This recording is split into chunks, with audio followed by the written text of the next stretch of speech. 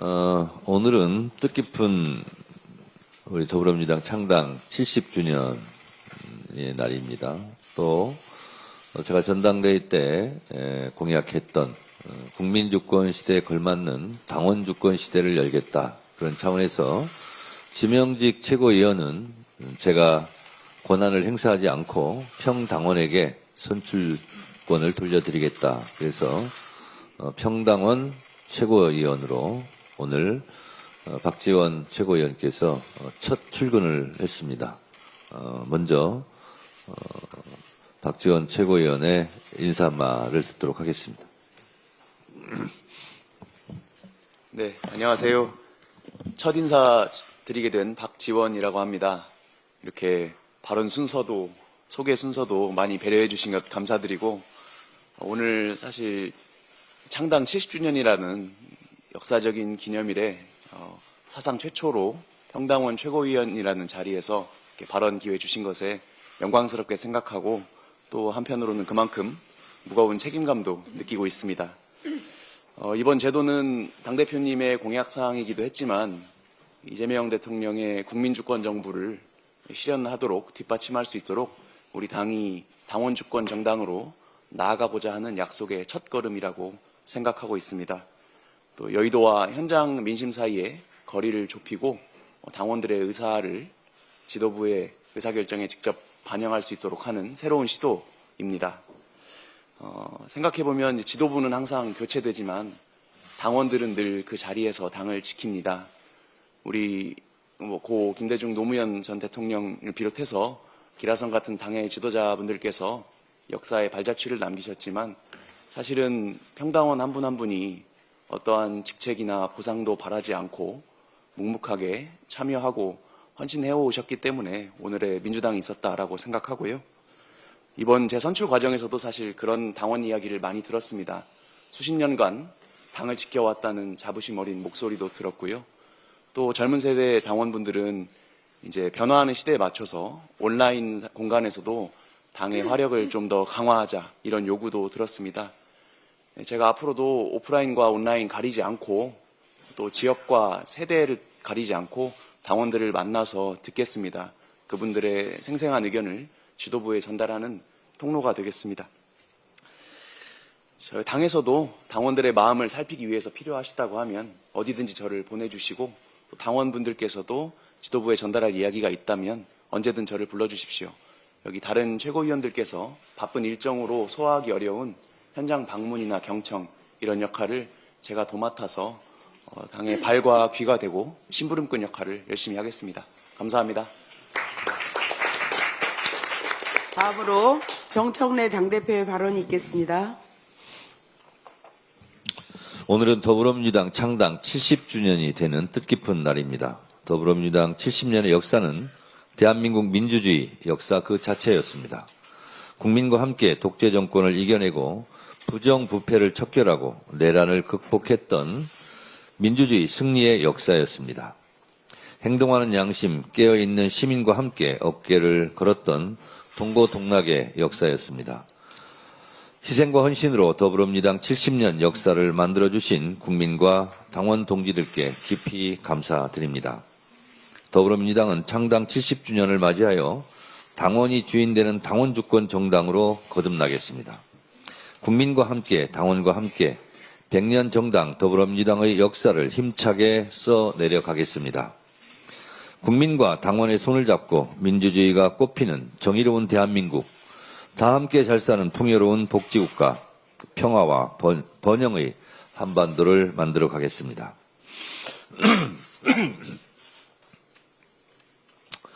오늘은 또한 9.19 평양 공동선언 7주년이 되는 날입니다. 7년 전 오늘 평양에서 남과 북은 상대방에 대한 일체의 적대 행위를 전면 중지하기로 했습니다. 소위 9.19 군사 분야 남북 합의서의 일항입니다. 9.19 평양 공동선언의 부속 합의서입니다. 쌍방은 어떤 경우에도 무력을 사용하지 않기로 했고, 상대방의 관할 구역을 침입 또는 공격하거나 점령하는 행위를 하지 않기로 했습니다.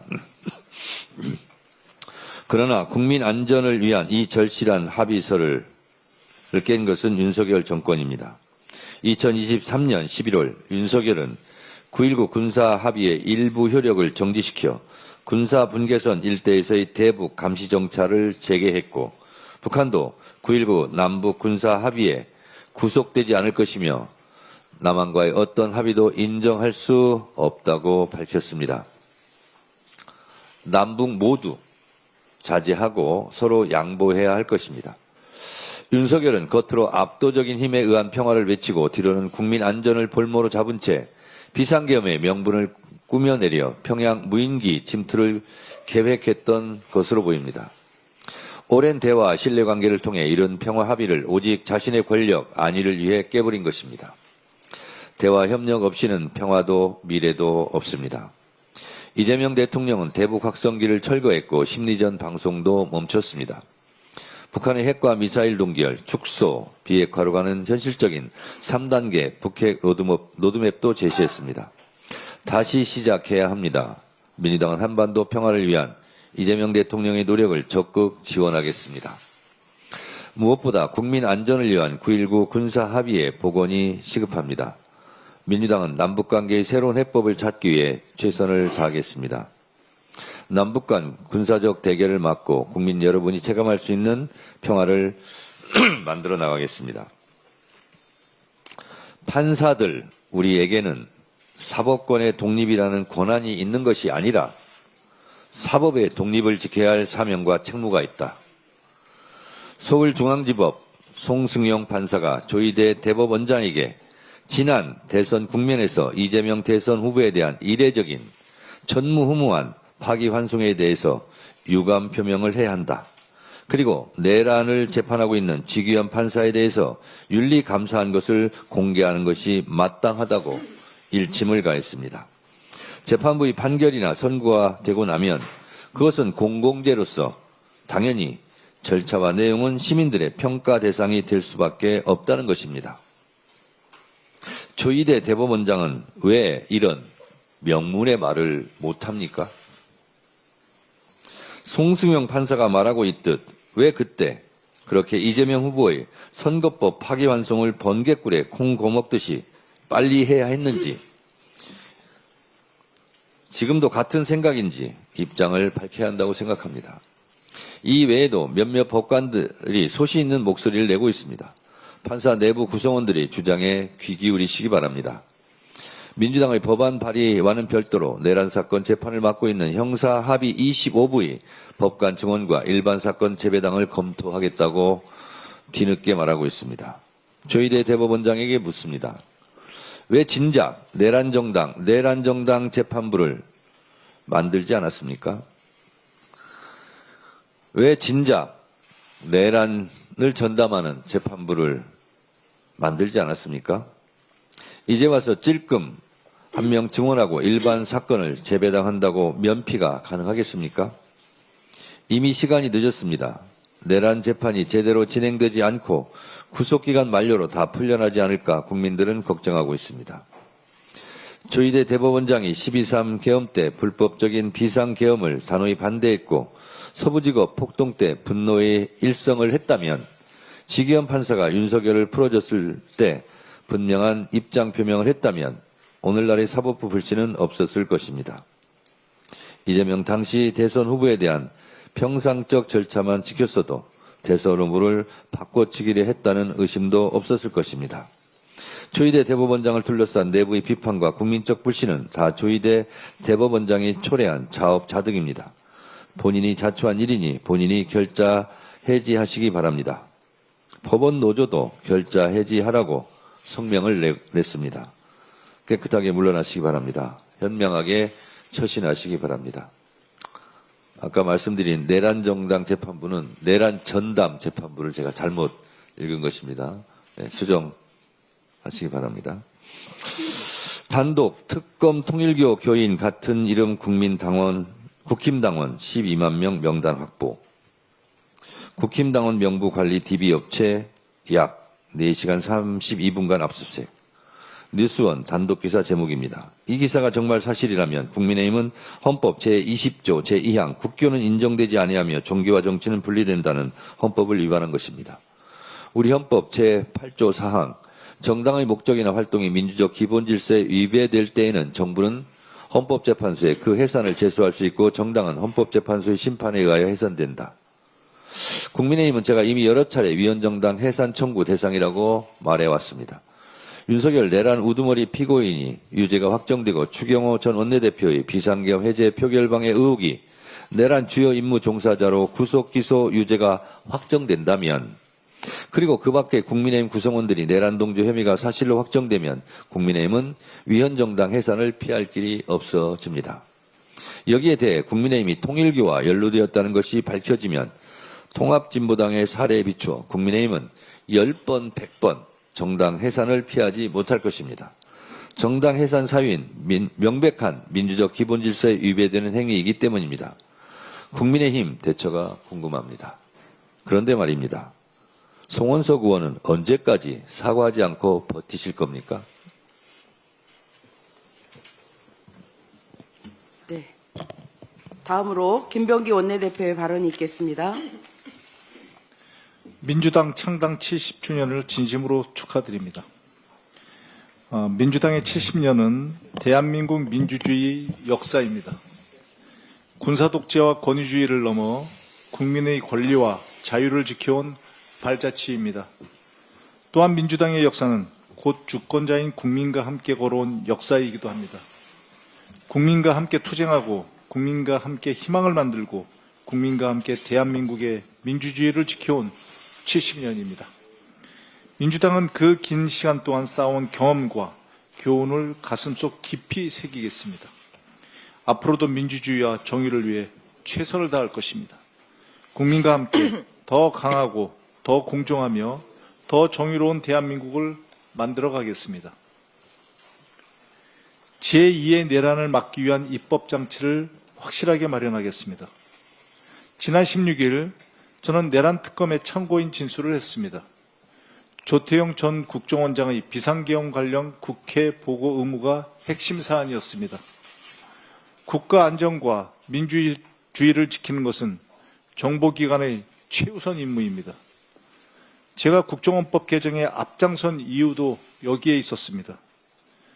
국정원법에 내란과 외환죄 등 용어를 명확하게 해서 자의적 판단이 불가능하도록 했습니다. 중대한 국가 위협 상황에서는 적시성을 최우선으로 하고 국회와 대통령에게는 지체 없이 보고하도록 명문화했습니다. 윤석열 정부의 국정원이 개정된 법대로 역할을 했다면 내란을 사전에 막을 수도 있었을 것입니다. 26년간 국정원에서 근무했고 법 개정에 앞장선 사람으로서 안타깝고 분한 마음입니다. 민주당은 내란 사태 직후 계엄 방지법을 당론으로 채택하고 본회의에서 통과시켰습니다. 대한민국 역사에 다시는 내란이란 말이 나오지 않도록 법과 제도를 꼼꼼히 점검하고 보완하겠습니다. 민주당은 정의와 민주주의를 지키기 위해 할 수 있는 모든 일을 다할 것입니다. 오늘 원내 지도부는 을지로위원회와 홈플러스 TF 위원님들과 함께 홈플러스 강서점을 방문합니다. MBK는 2015년 차입 매수로 홈플러스를 인수했습니다. 그동안 부동산과 자산을 팔아 투자금을 회수했습니다. 그 결과 142개 점포가 123개로 줄어들었고 앞으로도 폐점이 속출할 것입니다. 이것은 단순한 구조조정이 아니라 사실상 청산으로 보입니다. 홈플러스는 국내 9위의 고용기업입니다. 임직원만 2만 명이고 외주 현업업체에는 18만 명이 근무합니다. 입점, 납품업체까지 합치면 10만 명이 훌쩍 넘어갑니다. 그만큼 많은 사람의 생계와 재산이 걸려 있습니다. 그런데 MBK는 책임 있는 자세를 보이지 않고 있습니다. 폐점 계획만 내놓으며 노동자와 중소상공인의 불안을 키우고 있습니다. 오늘 현장에서 노동자와 입점업체의 목소리를 직접 듣겠습니다. MBK와 홈플러스 경영진에게 사회적 책임과 조속한 정상화를 강력하게 촉구하겠습니다. 민주당은 언제나 노동자, 중소상공인과 함께하겠습니다. 당 TF를 중심으로 범정부 차원의 종합대책도 검토하겠습니다. 국민의 일터와 생계를 지키는 것은 정부와 국회의 책무입니다. 민주당은 그 책임을 끝까지 함께하겠습니다. 이상입니다. 예, 다음으로 전현희 최고위원의 발언이 있겠습니다. 오늘 더불어민주당 창당 70주년 행사가 곧 이어 진행이 됩니다. 4.4 5.2 개헌에 맞서서 신익희 조병욱 선생이 창당한 민주당의 지난 70년 역사는 불의에 굴하지 않고 정의를 바로 세우며 민주주의를 꽃피워온 시간이었습니다. 김대중, 노무현, 문재인을 계승하여 네 번째 민주정부를 수립한 이재명 대통령은 이제 대한민국이 세계를 주도하는 새 시대를 개척하고 있습니다. 민주당은 세계 교과서의 모범이 될 K민주주의를 선도하여 당원이 주인인 정당, 국민이 주인인 정당을 만들겠습니다. 내란 국정농단 전담재판부 설치법은 무너진 사법 신뢰를 회복하기 위한 특단의 조치입니다. 국가적인 중대한 사건인 내란과 국정농단 재판의 공정성과 독립성을 확보하는 것이 이번 법안의 핵심입니다. 국회가 국민의 명령을 받들어 입법권을 행사하게 된 그 책임은 오롯이 사법 불신을 초래한 조희대 대법원장에게 있습니다. 조희대 대법원장은 사법부 수장으로서 궁색한 자기 변명문을 내놓기 전에 대선 후보 교체 시도, 정치 개입부터 제대로 해명하고 사과해야 합니다.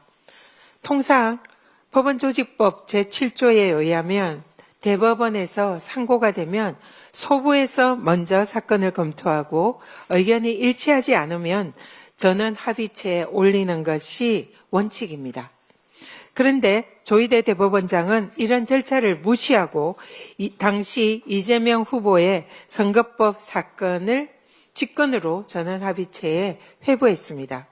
그리고 저는 합의체의 회부 당일에 곧바로 첫 합의 기일을 열었고 바로 직후에 선고기일을 지정했습니다. 여러분, 단 이틀 만에 대법관 12명 모두가 각자 7만 쪽 분량 가량의 사건 기록을 읽고 숙지하는 것이 가능한 일입니까? PPT를 봐주십시오. 불가능합니다. 조희대 대법원이 이재명 후보에 대해서 유죄 선고할 결심으로 사법 쿠데타를 하기 위해서 기다리고 있었다라고밖에 해석이 되지 않습니다.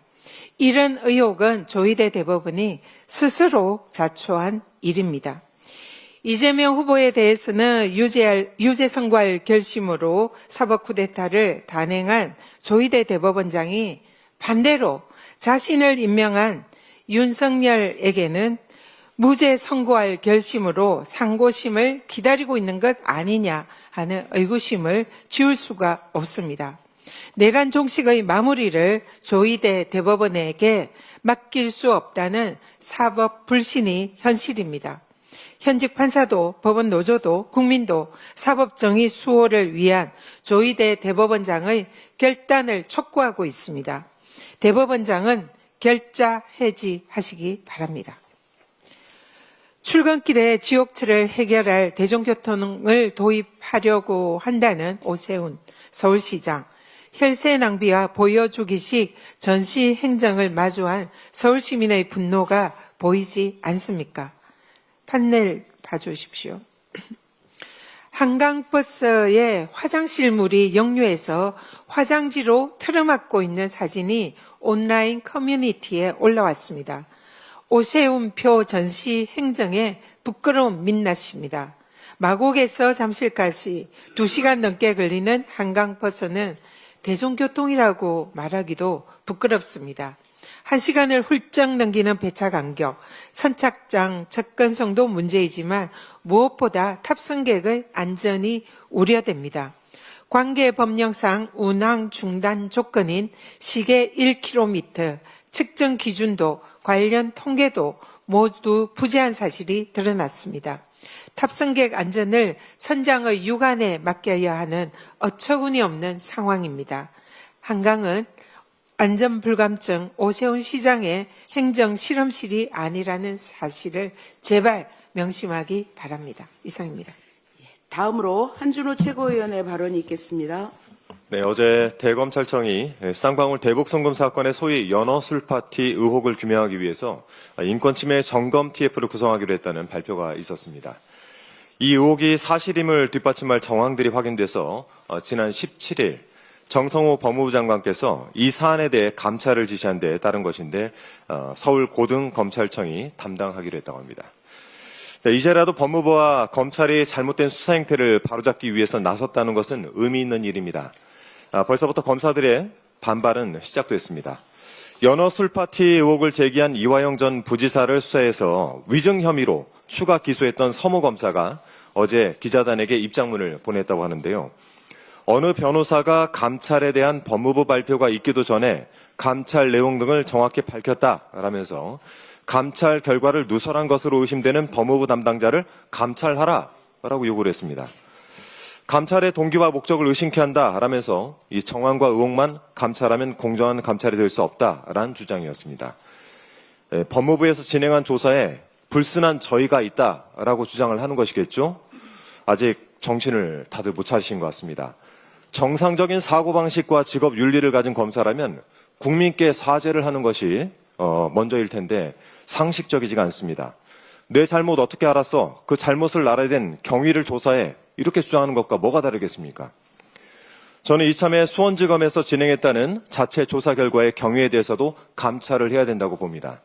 연어술 파티 의혹이 제기되자 수원지검은 자체 조사한 결과 사실이 아니다라고 주장을 한 바가 있는데 이번 법무부의 조사 결과는 그것과 다르지 않았습니까? 당시 수원지검이 누구를 상대로 어떻게 조사를 해서 무슨 내용을 확인했기에 사실이 아니다라는 결론에 이르렀는지 이번 감찰을 계기로 확인이 되어야 될 것입니다. TF에도 당부를 드립니다.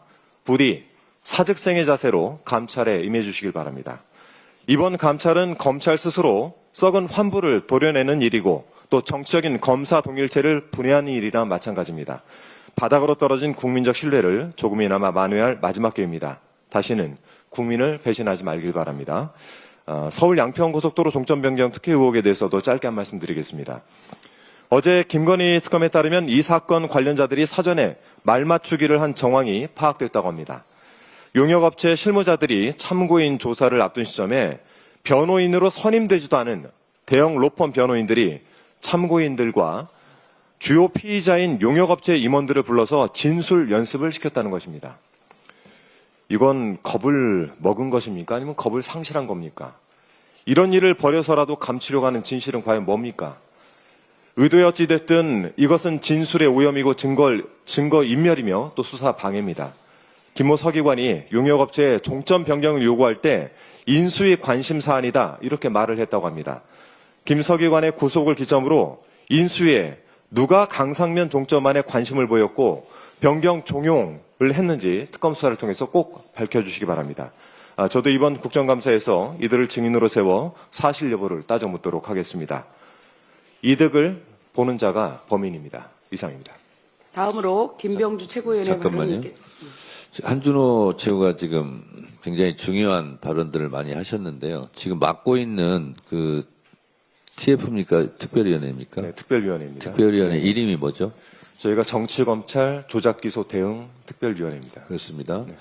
윤석열 정권 치하에서 무리하게 수사하고 또 부풀리기, 과장 확대 의혹, 또 심지어는 조작 기소했다는 이런 의혹들, 이런 부분들은 우리가 사법정의 이를 바로잡는 차원에서 우리 민주당이 묵과할 수 없는 사실들입니다. 그래서 이 부분도 앞으로 당 차원에서 적극적으로 대처해 나가고, 저는 상식적으로 생각해서 도이치모터스 털어준 검사들 이런 부분도 우리가 짚고 가야 되겠다 그런 생각이 들어서 우리 한준호 최고가 맡고 있는 이 특별위원회에서 그런 부분들을 전면적으로 제기하고 앞으로 당 차원에서 반드시 책임을 묻고 가는 그런 일을 앞으로 해야 되겠다는 생각이 좀 들었습니다.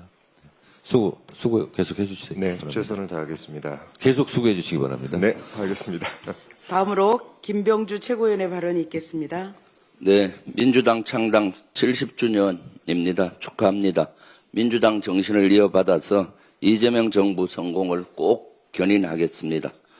언론 보도에 따르면은 국민의힘 당원 중에서 통일교로 추정되는 당원 11만 명을 확보했다고 합니다.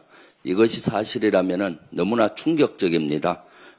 헌법을 위배했다고 봅니다.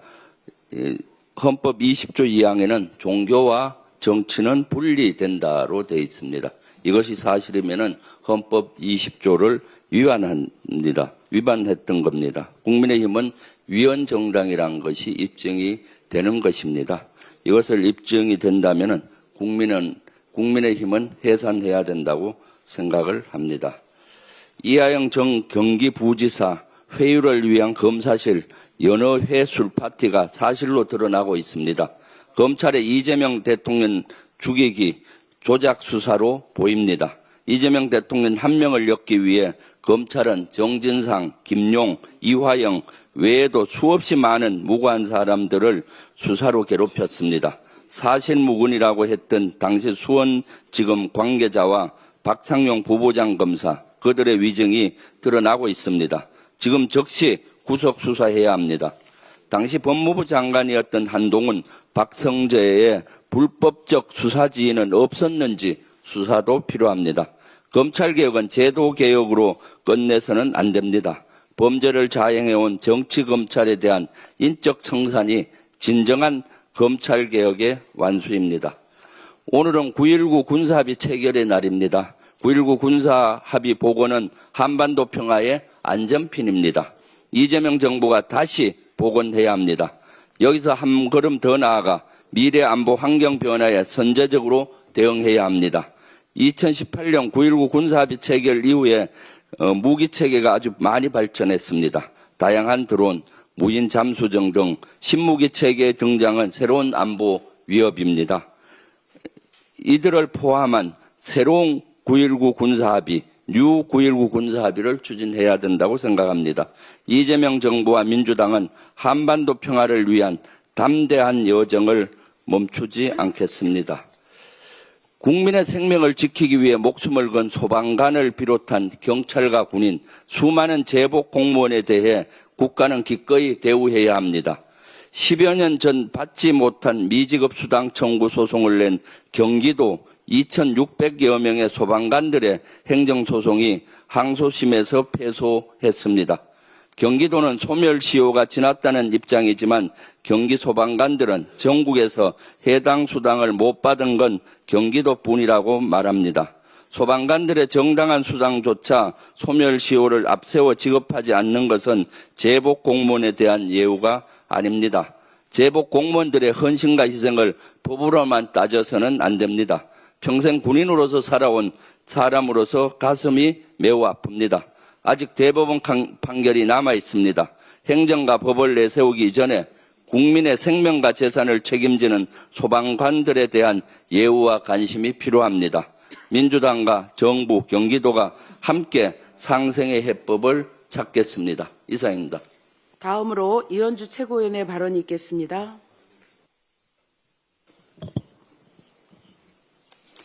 네, 통일교 교인으로 간주되는 10만 명의 국민의힘 당원 명단을 김건희 특검이 확보하였다고 하는데요.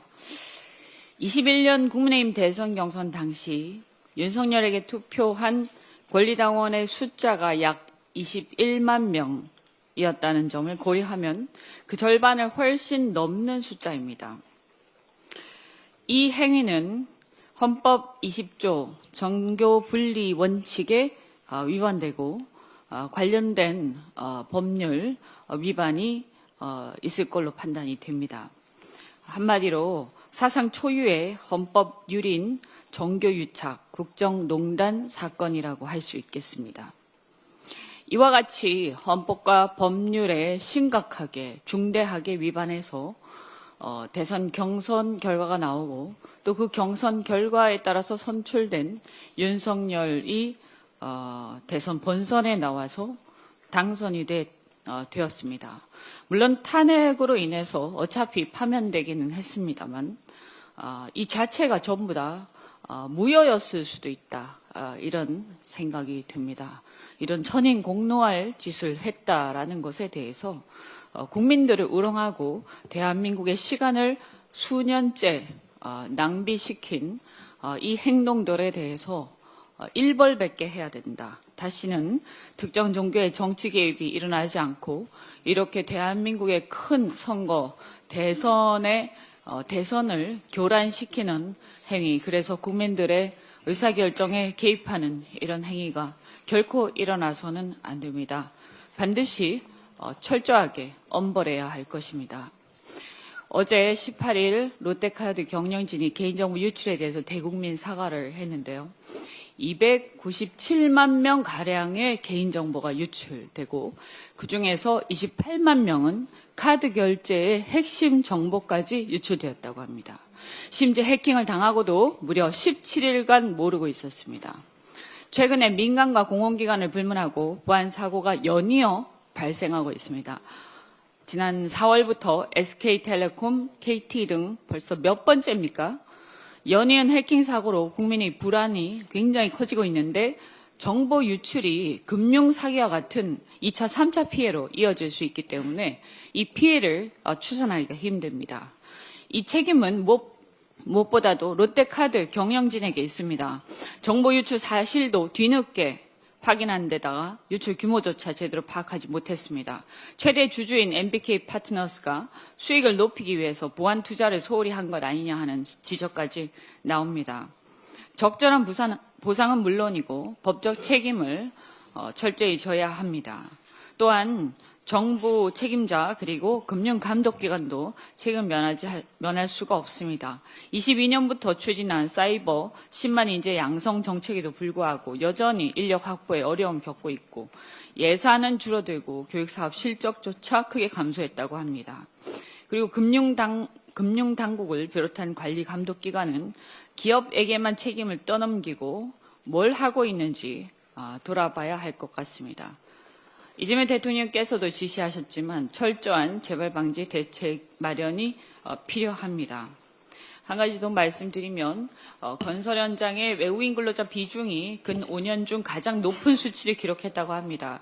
약 23만 명 지난해 기준으로 외국인 건설 근로자가 23만 명에 달하고 전체 건설업 근로자의 15%에 달한다고 합니다. 이것은 그나마도 합법적인 근로자에 국한되고 불법과 편법 근로자인 경우까지 합하면 훨씬 많을 거로 예상됩니다. 문제는 이들의 안전망이 매우 취약한 상황이다라는 겁니다. 의사소통이 어렵고 아무리 중요한 얘기를 해도 못 알아듣고 눈치로 넘어가는 경우 허다하다 이런 증언까지 있습니다. 게다가 안전의식을 심어주려고 해도 문화적 차이 때문에 무리가 따르는 경우가 많은 모양인데 여기에 대한 어떤 제도적 장치 이런 게 과연 있었는지 돌아봐야 합니다. 이런 현장의 상황은 업무의 비효율성과 안전사고 그리고 이 해당 근로자의 인권 문제 또 공사 결과의 하자와 또 이에 대한 그 결과의 품질 문제 여러 가지 문제를 초래합니다. 우리 정부는 이 문제에 대해서 특별히 현장에서 급증하는 외국인 근로자에 대한 관리 방안 고민을 해야 할 걸로 생각합니다. 특히 최근에 우리가 미국 조지아주 사태에서 보듯이 각국은 외국인 근로자 출입국 관리가 엄격해지는 추세입니다. 미국에서의 인권 침해 문제나 비자 문제 등은 엄연히 짚고 넘어갈 문제지만 한편으로는 상호주의에 입각해서 우리 대한민국도 철저히 챙겨야 될 겁니다. 법무부에서는 제대로 된 대책을 세워주시기 바랍니다. 이상입니다. 다음으로 황명선 최고위원의 발언이 있겠습니다. 네, 조희대 대법원장의 사법 쿠데타 의혹 특검은 즉시 철저하게 수사하십시오. 전면 스크린을 봐주시기 바랍니다. 이재명 대표 공직선거법 무죄 선고 이후부터 한덕수 대선 출마 선언까지 타임라인입니다. 보시다시피 조희대 대법원장의 사법 쿠데타 퍼즐은 너무도 선명하게 짜맞춰집니다. 3월 26일 이재명 대표 2심 무죄 선고, 4월 4일 윤석열 탄핵에 이어 불과 18일 뒤 조희대 대법원장은 기존 2부에 배당된 사건을 단 2시간 만에 전원 합의체에 전격 회부합니다. 그날 곧바로 합의 기회를 열어 첫 심의를 진행하고 이틀 뒤 또다시 합의 기회를 열어 표결까지 마쳤습니다. 결국 5월 1일 이재명 대표의 무죄는 유죄 취지로 파기완송됐습니다. 공교롭게 같은 날 한덕수 총리는 사임했고 바로 다음 날 대선 출마를 선언했습니다. 대법원 역사상 전례 없는 일입니다. 지난해 공직선거법 사건 평균 심리기관과 비교해도 터무니없고 그것도 사흘새 두 차례 합의가 일어나는 초유의 속전속결 판결이 내려졌습니다. 전원합의체의 생명은 설득과 수고 아닙니까?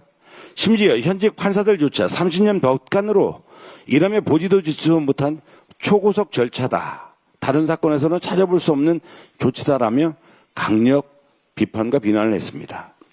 조희대 대법원장은 사법부를 정치도구로 전락시켰습니다. 사법부를 앞세운 쿠데타이자 명백한 대선 개입으로 밖에 볼 수 없습니다. 조희대 대법원의 사법 쿠데타의 전모를 철저하게 밝히고 반드시 책임을 물어야 합니다. 골마 터진 사법부 바로잡는 것, 그것이 곧 국민주권 회복이고 국민의 명령입니다. 특검은 즉시 철저하게 수사하십시오. 지기현 판사에 대한 술 접대 의혹이 제기된 지 4달이 지났습니다. 국민 2만 명이 징계를 청원했고 법원 노조까지 나섰습니다. 그런데도 대법원 윤리감사관실은 감사 결과를 내놓고 있지 않습니다. 조희대 대법원에 묻습니다. 공개를 안 하는 겁니까? 못 하는 겁니까? 내란 재판을 받은 판사가 룸사롱에 드나들었다는 의혹 하나만으로도 공정성은 이미 무너졌습니다. 의혹을 덮고 있는 대법원 자체가 공범이라고밖에 볼 수 없습니다. 더 이상 국민들이 인내심을 시험하지 마십시오. 감사 결과를 즉시 당장 공개하시기 바랍니다. 헌법 20조는 정교 분리를 명확히 규정하고 있습니다. 그러나 특검이 확인한 통일교 신도 11만 명의 국민의힘 당원 명단은 충격을 넘어 경악스럽습니다.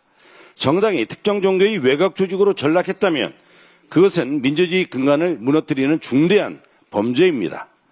국힘은 정당이 아니라 통일교의 하청 정치 조직입니까? 특검은 통일교 국힘 결탁의 전모를 철저히 규명하십시오. 종교 권력에 기생한 정치 집단은 더 이상 존립할 자격이 없습니다. 국힘의 정당에서는 답입니다. 이상입니다. 예, 다음으로 서삼석 최고위원의 발언이 있겠습니다. 식량 안보와 식량 주권에 대해서 말씀드리겠습니다. 영국 이코노미스트지가 2022년 발표한 세계 식량 안보 지수에서 대한민국은 경제협력개발기구 선진국 중 부끄럽게도 최하위에 그쳤습니다. 특히 식량 안보 전략 평가 부분에서는 상상하기도 어려운 0점을 받았습니다. 이에 반해 주요 선진국 일본은 2024년부터 식량 공급 곤란 사태 대책법을 새롭게 제정했고 중국은 2023년 식량 안보 보장법을, 스위스와 독일도 식량위기 대응 시스템을 구축해서 현재 운영 중에 있습니다.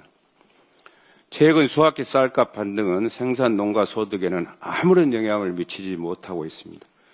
오히려 물가 상승의 요인인 양 늘 관련 부처들의 고급지 않은 시선만 집중받고 있습니다.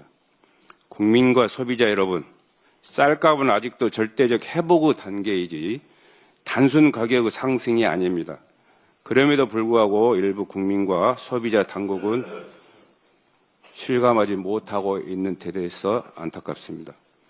폭염폭우를 극복하고 식량 주권과 식량 안보를 책임져 오신 대한민국 농민 여러분들께 마음속의 위로와 격려를 드립니다. 대한민국의 2023년 기준 식량 자급률은 45%, 곡물 자급률은 22%에 그치며 식량의 대부분을 수입에 의존하는 식량 수입국입니다. 적정 식량 확보의 실패가 국가 안보와 국민 생존의 심각한 위협으로 이어질 수 있습니다. 이재명 대통령께서도 누누이 식량 안보 중요성을 강조하셨고 대선 공약과 정부 국정과제에도 식량 안보와 식량 주권 확보를 반영해 주신 바 있습니다. 저희 당 정청래 대표께서도 지난 국회 교섭단체 대표연설에서 식량 안보를 지키겠다고 강조하셨습니다. 이러한 중요성을 바탕으로 어제 제가 22대 국회 최초로 식량 안보 법안을 발의했습니다. 주요 내용은 식량 안보 기본 계획을 수립하고 식량 안보 위원회를 설치하여 국가의 식량안보 정책 수립 및 수급, 공급 대책 마련의 책임을 명시했습니다. 또한 식량안보 통계 시스템을 구축하여 위기 대응 체계를 마련하고 식량위기 대응 기금을 조성하도록 했습니다. 이를 통해 국가 식량위기 대응력을 높여 지속 가능한 국가와 국민의 식량 안전을 보장하고자 했습니다. 국민 여러분들께서도 식량안보 엄중함을 함께 인식해 주시고 여야는 신속한 법 제정을 위해 힘써 주시길 바라며 관계부처의 적극적인 역할과 노력을 요청드립니다. 서둘러 주십시오. 이상입니다. 예, 이상 모두 발언을 마치고 당 대표께서 제161차 최고위원 회의를 폐회하시겠습니다. 네, 저희들은 회의를 마치고 창당 70주년 기념식이 열리는 의원회관 대회의실로 이동하겠습니다. 회의를 마치겠습니다.